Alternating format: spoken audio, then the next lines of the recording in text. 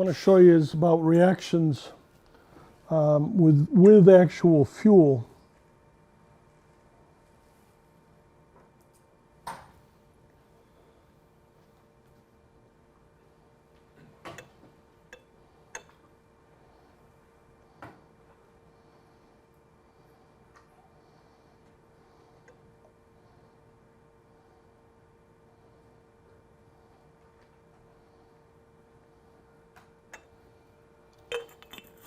Not bad.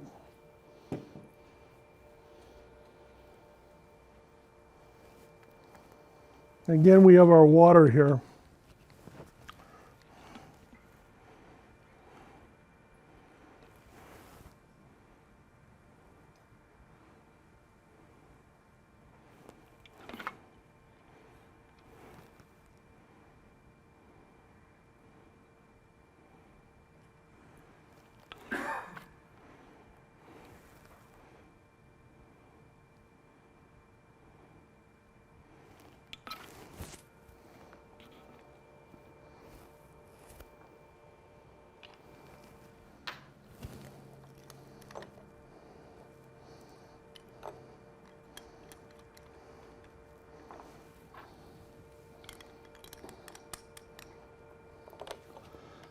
So water is heavier than the fuel, and it wants to settle to the bottom.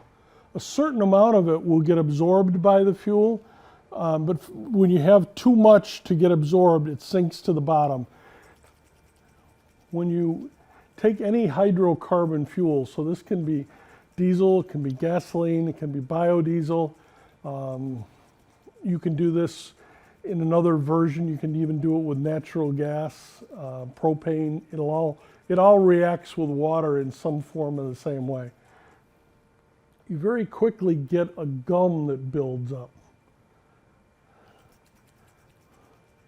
Let me show it here. It's a little better in the light. And you can readily see that gum builds up. Now, the longer I do this for, the more that gum will build up.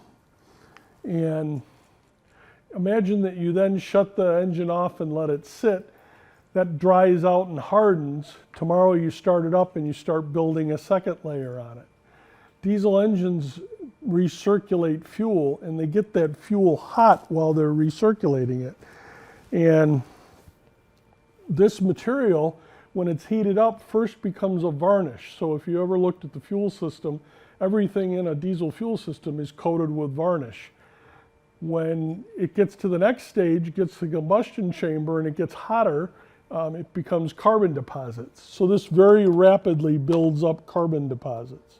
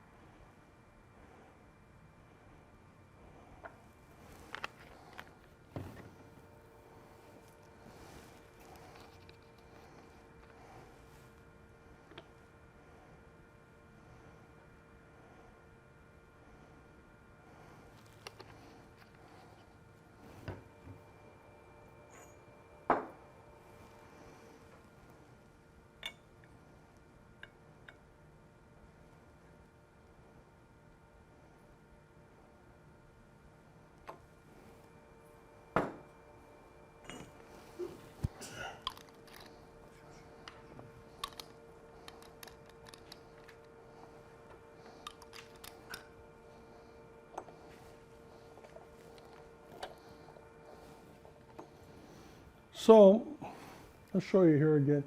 You can see there's some different reactions. There's water on the bottom of this one. There's water all the way through that column.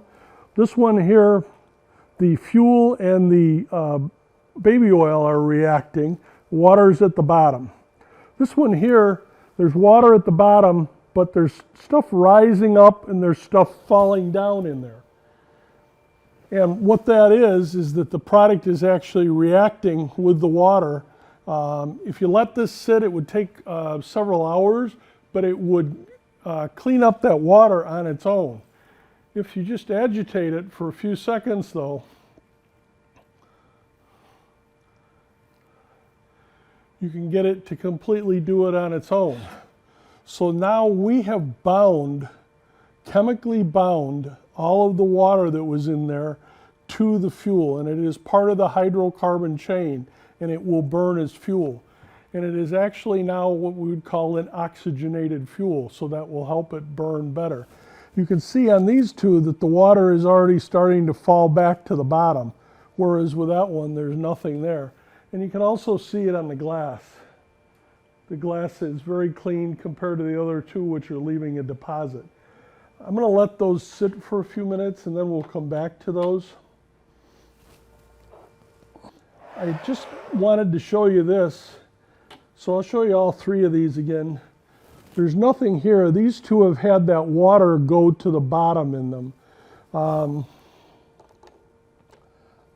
Because I need a little bit of what I call headspace here, I'm just going to pour a little of this in here.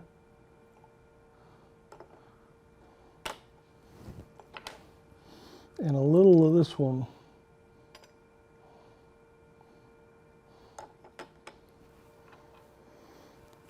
The reason I want to show you this is that I told you today there's a lot of times you can't control what's in your fuel because you don't really know where it's coming from and you don't know who else has done what to it before you get it. So my point here is that even if somebody has done something to the fuel before, you can actually still make it better. You can still get rid of that water. You can still clean up the parts of it that make gum and varnish. Now on this next one here, this one has, as I say, baby oil in it. I can take care of the water.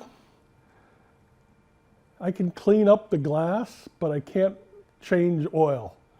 So if you look at it, the glass is very clean.